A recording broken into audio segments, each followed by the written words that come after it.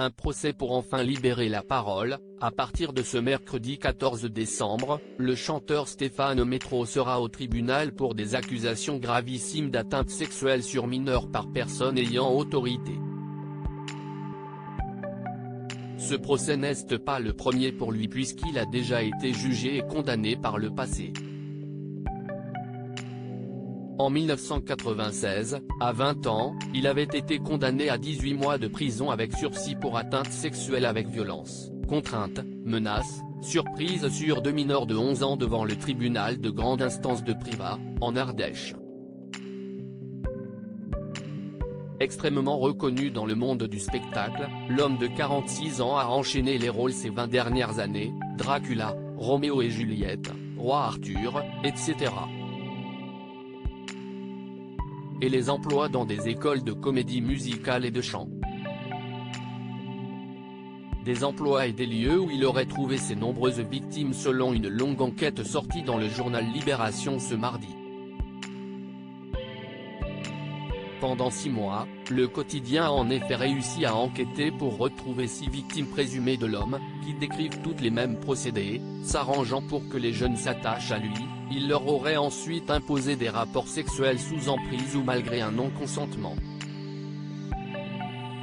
Parmi les témoins se trouve un jeune homme que personne n'a oublié, Gwendal Marie Moutou. Alors qu'il vient d'entrer dans l'adolescence, à la fin des années 2000, le jeune homme fait ses débuts sur scène en interprétant Simba dans la comédie musicale Le Roi Lion. Quelques semaines plus tard, il participe à La France a un incroyable talent et se rapproche de Stéphane Métro, qu'il recroisera à l'ECOM, une prestigieuse école dont l'accusé est professeur. Je me retrouve seul, un peu paumé et c'est à ce moment-là, selon lui, que tout a commencé. Il procédait avec méthode. J'avais 14 ans et demi. J'étais en train de muer, je me posais plein de questions. La semaine à l'internat, harcelé par mes camarades, j'attendais avec impatience le week-end à l'ECOM, l'école de comédie musicale. Stéphane Métro était l'un des profs de chant. J'allais chez lui pour répéter, avec d'autres ados comme moi, a-t-il notamment raconté au journal Libération.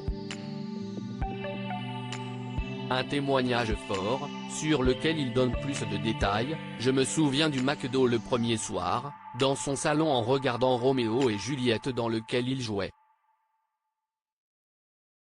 Il éteint les lumières et ça commence. Machinal, rapide. Il sort de la pièce pour se rhabiller. Et je me retrouve seul, un peu paumé. À chaque fois, ça s'est passé comme ça.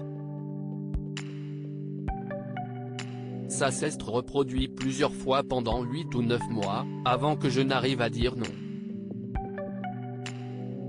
Aujourd'hui, Gwendal a 27 ans et comme de nombreuses autres victimes potentielles, n'a réalisé la portée des gestes de son agresseur qu'il nie à quelque temps, devant les questions de la police. Et refuse désormais de se taire. Peu à peu, j'ai réalisé la manipulation, son côté prédateur, l'emprise. Toute cette culpabilité que je portais depuis des années. La pédocriminalité, on a l'image d'un pervers, vieux, dégoûtant alors qu'un fait, ce n'est pas du tout ça, si est beaucoup plus sournois, explique-t-il. Il a ensuite été soutenu par son amie Lola Dubini sur Twitter.